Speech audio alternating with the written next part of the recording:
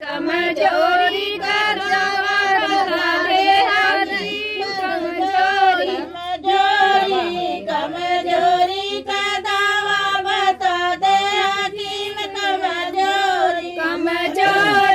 कमजोरी का दवा बता दे हकीम कमजोरी प्रभुनाथ के बहन के अइल कमजोरी मेरे कमजोरी बहन बयला पलंग चढ़ी बैठ जा देखे न ऊँच हुआ डर न चूच जा देखे न खाल हुआ काट न गाल जा देखे न हिला हुआ मार गबड़ गिला जा देखे न दूर हुआ मांगे जरूर कमजोरी कमजोरी का दवा बता दे हकीम कमजोरी कमजोरी का दवा बता दे हकीम कमजोरी कमजोरी का दवा बता दे हकीम कमजोरी कमजोरी का दवा बता दे हकीम कमजोरी करुआ के बहना के बैल कमजोरी कमजोरी अइना बैल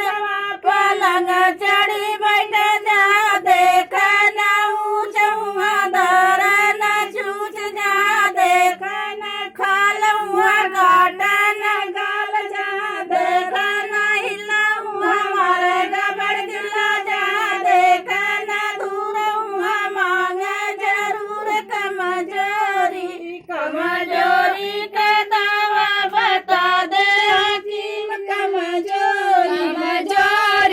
कमजोरी का दवा बता दे हकीम कमजोरी पीपुल के बहना के शिवम के बहना के बैल कमजोरी कमजोरी अइना बयदवा पलंग चढ़ी बैठ जा देख न ऊँच हुआ धर न चूच जा देख न खाल हुआ काट न गाल जा देख न हिला हुआ मारे गबड़ गिला जा देख न दूर हुआ मांगा जरूर कमजोरी कमजोरी का दवा बता दे हकीम कमजोरी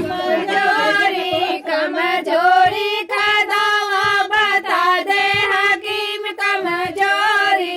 हरमन के बहिना के भैल कम